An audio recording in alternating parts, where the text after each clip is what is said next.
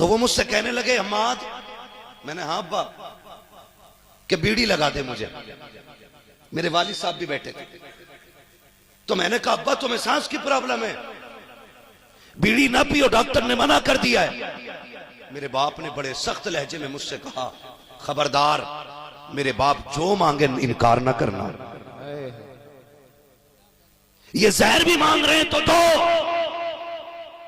اگر ان کی خواہش بیڑی پینے کی ہے تو پلاؤ، اگر ان کے علاج میں لہو بھی دینا پڑا تو ان کا بیٹا بھی لہو دینے کے لیے زندہ. زندہ آباد زندہ.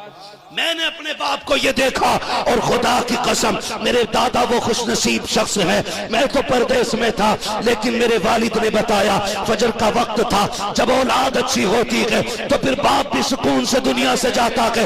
میرے والد کہتے ہیں جب دادا کی تمہارے طبیعت خراب ہوئی، رات کو سناٹے میں طبیعت بگڑنا شروع ہوئی، کہتے میں نے عشاء کی نماز نہیں پڑھی تھی، میں ابا کا سر گود میں لے کے بیٹھ گیا. میرے والد حافظ بھی ہیں، قاری بھی ہیں، عالم بھی ہیں، فاضل بھی ہیں، مفتی بھی ہے، ڈاکٹر بھی ہے، ساتھ مفتی اعظم کے مرید و خلیفہ بھی ہے. کیا عظمت میرے باپ کو رب نے عطا کی ہے.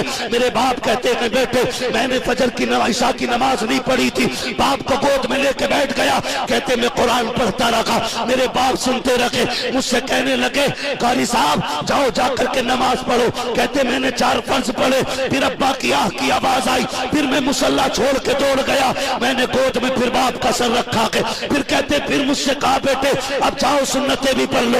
کہتے 2 رکعت سنتیں پڑھی تھی، پھر باپ کی آہ کی آواز آئی، کہتے میں پھر دوڑ آیا، پھر کافی دیر تک باپ کو قرآن سناتا رکھا. کہتے پھر میرے باپ نے کہا جاؤ فطر بھی پڑھ لو. کہتے میں نے فطر بھی پڑھے.